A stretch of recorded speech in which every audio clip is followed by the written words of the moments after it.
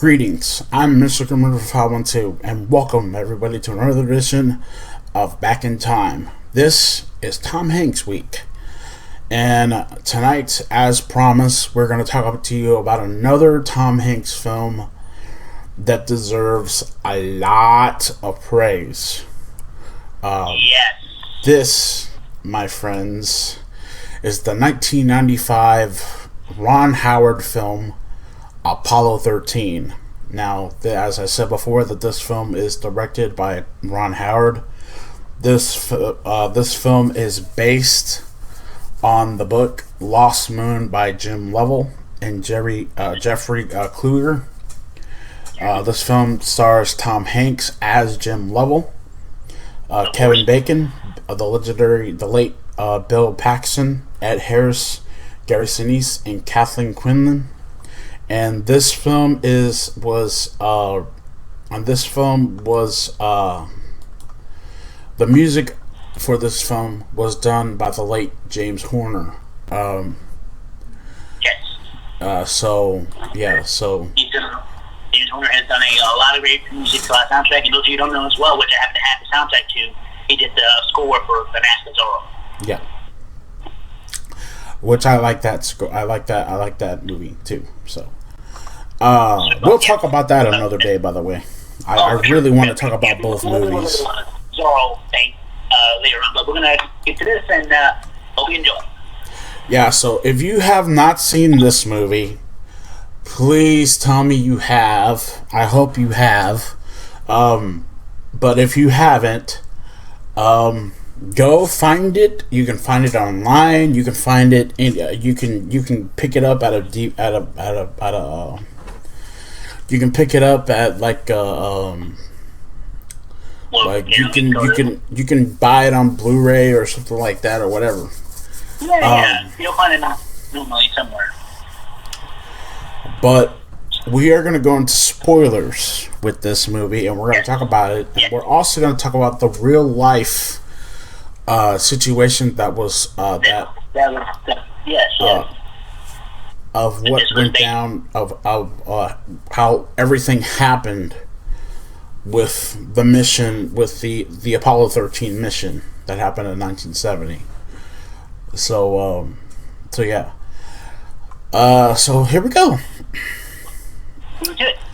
On July 20th, 1969, astronaut Jim Lovell, played by Tom Hanks, hosts a house party where guests watch Neil Armstrong's televised first human steps on the moon. Oh, yeah. Afterwards, Lovell, who had orbited the moon on Apollo 8 in December of 1968, tells his wife Marilyn, played by, I believe, Kathleen Quinlan, if I remember correctly. I'm going to go through here to see. Yeah, that's his wife. You're right. Yeah, you're right. That he intends to return to the moon to walk on its surface. 3 months later, as Lovell conducts a VIP tour of NASA's Vertical Assembly Building, his boss, Deke Slayton, informs him that because of problems with Alan Shepard's crew, his crew will fly Apollo 13 instead of 14.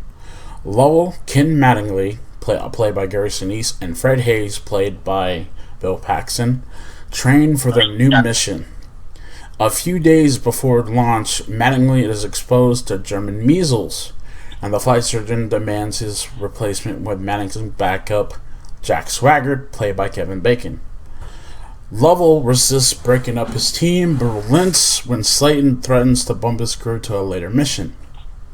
As the launch date approaches, Marilyn has a nightmare about her husband getting killed in space, but goes to the Kennedy Space Center the night before launch to see him off. On April 11th, 1970, flight director Gene Kranz, played by Ed Harris, gives the go-ahead from Houston's Mission Control Center for the Apollo 13 launch. As the Saturn V rocket climbs through the atmosphere, a second stage engine cuts off prematurely, but the craft reaches its Earth parking orbit. After the third stage fires to send Apollo 13 to the moon, Swigert performs the maneuver to connect the command module Odyssey to the lunar module Aquarius and pull it away from the spent rocket. 3 days into the mission, the crew makes a television transmission, which the networks declined to broadcast live. This really happened, by the way, and they're fucking assholes for this. After Swagger turns on the liquid oxygen tank, stirring fans as requested, one of the tanks explode, emptying its content into space and sending the craft tumbling. The other tank is soon found to be leaking. They attempt to stop the leak by shutting off fuel cells number 1 and 3, but to no avail. With the fuel cells closed, the moon landing must be aborted, and Lovell and Hayes must hurriedly power up Aquarius to use as a lifeboat for the return home. As Swigert shuts down Odyssey before its battery runs out, and in Houston, Kranz rallies his team to come up with a plan to bring the astronauts home safely, declining failure is not an option. Controller John Aaron recruits Mattingly to help him invent a procedure to restart Odyssey for the landing on Earth. As Swigert and Hayes watch the moon pass beneath them, Lovell laments his lost chance of walking on its surface, then turns their attention to the business of getting home.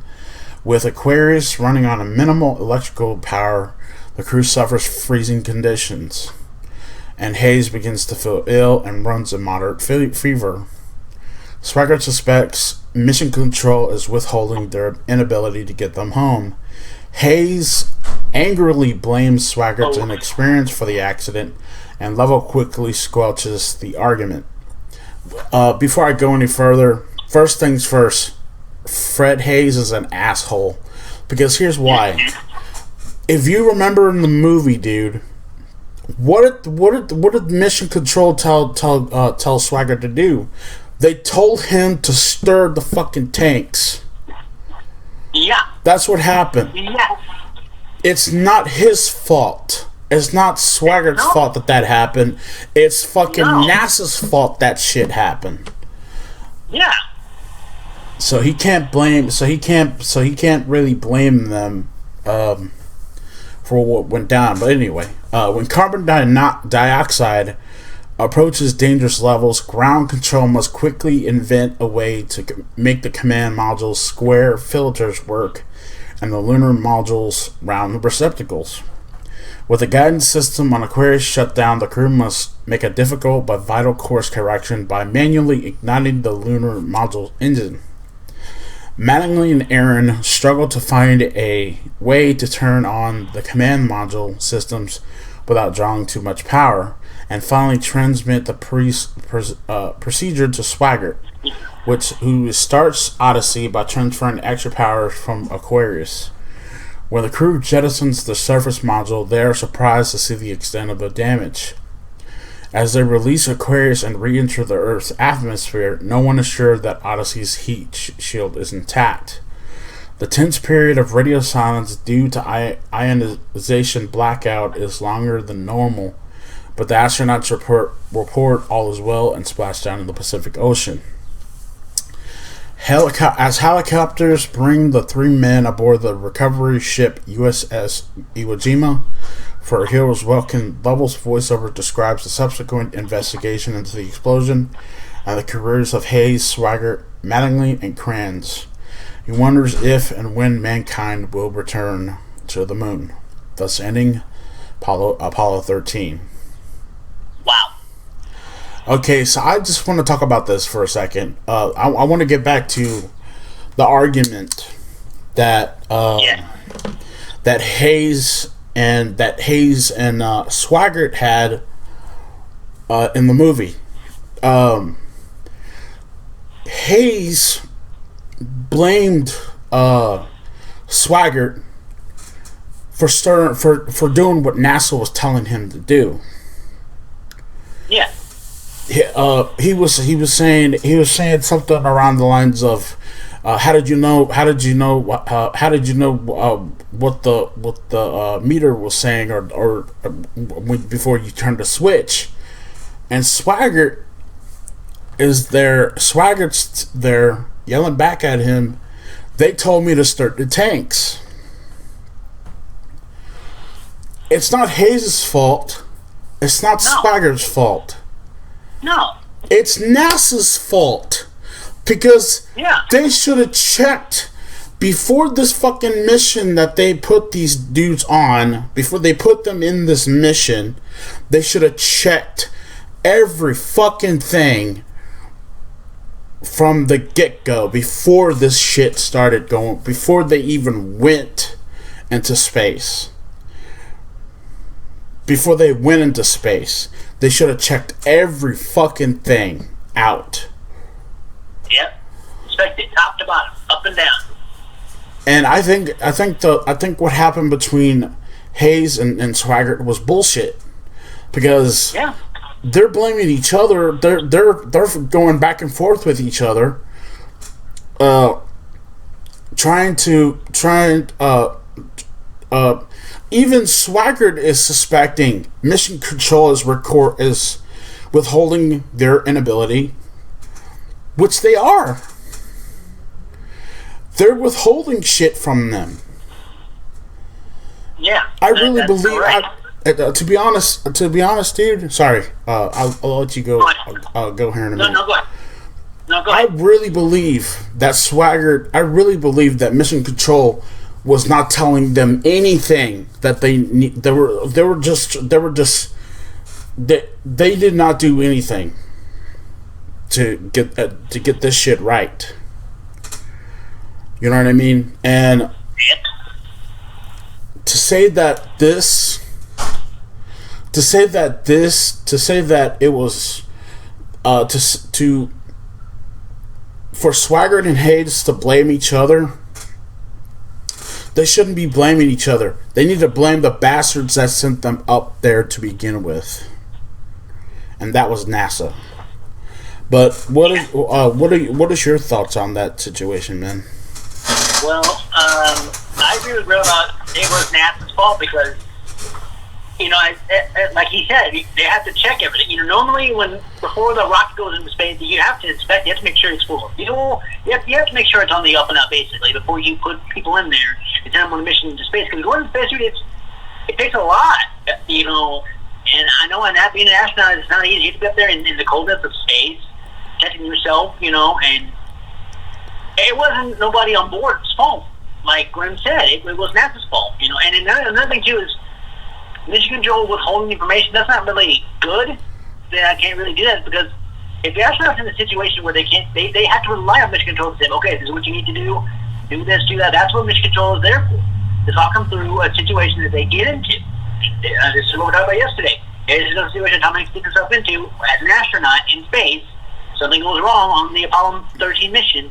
Things happen, and of course, they just start blaming each other. But in reality, NASA is at fault for this because they should have, like I said, up and down, rotor, checked it out thoroughly, and before they send them up there, and stuff like that. So, but yeah, that's my take. Okay, I will. I know, I will.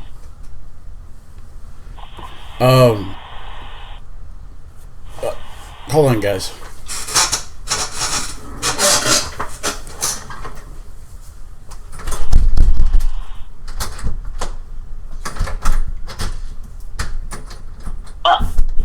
Okay.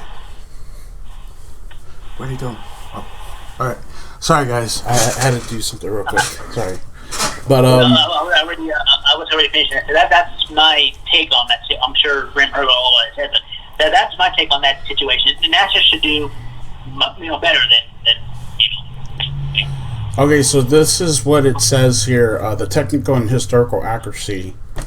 The film depicts the crew hearing a bang quickly after Swaggart followed directions from Mission Control to stir the tanks and hydrogen tanks. In reality, the crew heard the bang 93 seconds later. The film portrays the Saturn V launch vehicle being rolled out to the launch pad 2 days before the launch. In reality, the launch vehicle was rolled out on the mobile launcher using the crawler transporter weeks before the launch date. The movie depicts Swaggart and Hayes arguing about who was at fault. The real story, Apollo 13 broadcast includes Hayes stating that no such argument took place and that there was no way anyone could have foreseen the stern things could cause the problem. Okay. Whatever. Okay. Okay, so I'm not gonna read all this because all this is all bullshit anyway. But anyway, Yeah. I think that this movie was good, even though it wasn't really that historical. Even though it wasn't really that accurate, it was still a good movie. The whole thing, nobody saw what happened. Nobody could have. No. Nobody could have sensed that. Nobody could have sensed that would happen with Right. what went on with that Yeah. and stuff like that. So, but yeah, I think that the movie's really good. I think Apollo 13 is really good. And I don't know what Knight would think about this. I think he would agree, but I give this movie 10 out of 10 too. Yes. Because yes, I do. Yes, Apollo 13 is really good movie. It's a really good movie. It's a really nice movie. Even though it gets some things wrong, some things, even though it's inaccurate at some points, it is still a masterpiece. Ron Howard does really good in this movie. By the way, his brother is one of the mission control people in this movie, Clint Howard. And some of the members of his family are in the movie as well. Yeah. I had no idea that she was in this movie neither. I had no idea that she was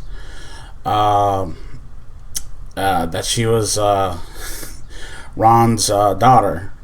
If you guys don't know who Bryce Dallas Howard is, she has come up on this. She has come up on my channel before. Whenever I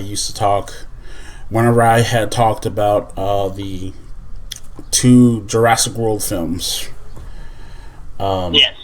and stuff like that. So I had no idea she was in this movie neither. But anyway, Yeah, me neither.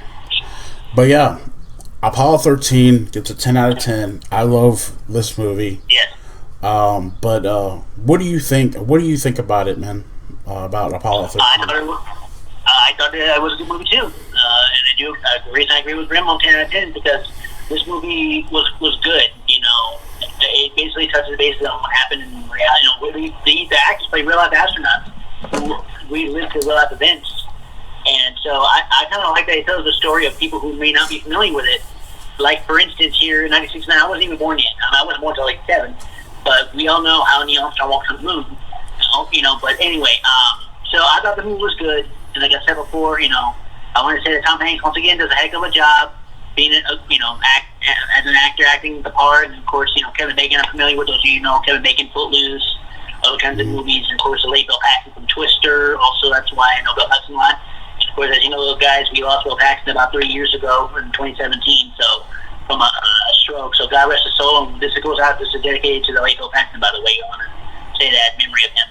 And he was a great actor in this film as well. And also Gary Sinise, who, as you know, Gary Sinise is also tied with Tom Hanks and Forrest Gump, which we'll talk about later, as Lieutenant Dan. We'll get to that. Yeah. But he did a great job as well.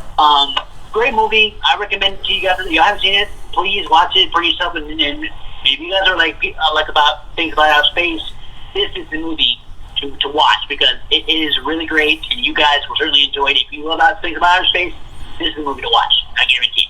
Yeah, I think we'll probably end up talking about more space movies coming up very soon. Sure. Yeah, for sure. But We'll touch on that. but yeah, besides Bill Paxton, I would like to send my thoughts and prayers to the family of James Horner as well, who did the music for this film. Wonderful job. But yeah, if you guys listen to the music to this film. Yeah. It is really, really good. Check out the soundtrack. Yeah, so that's going to be it for me. And Dark Knight. By the time that this goes up, I'll probably give you guys. We'll probably talk about some more Tom Hanks movies. Definitely get you guys this week. And stuff like that. So yeah, by the time this goes up, tomorrow probably I'll probably do editing, and stuff like that. So, but as far as everything else goes, it was a really good movie. So let me know, guys. Let me know, guys, what y'all guys think of Apollo 13. That is going to be it for right now. I think coming up next, I'm going to give you guys my reaction to Halloween Kills, the official teaser trailer. I have not seen it yet, so no damn spoilers. So let's find out what happens after the events of Halloween 2018. Yeah. So.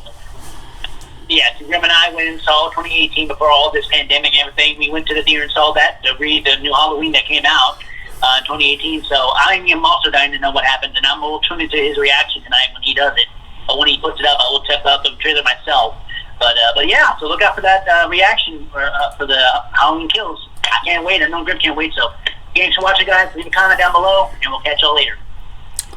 All right, guys. That's gonna be it. By the way, if y'all guys want to know our thoughts about the 2018 Halloween, it is on my channel. Just look it up. I can take a look. But that's gonna be it for me for right now. I'm Mr. Grim 512 with Dark Knight 987. I will see you all in the afterlife. Peace.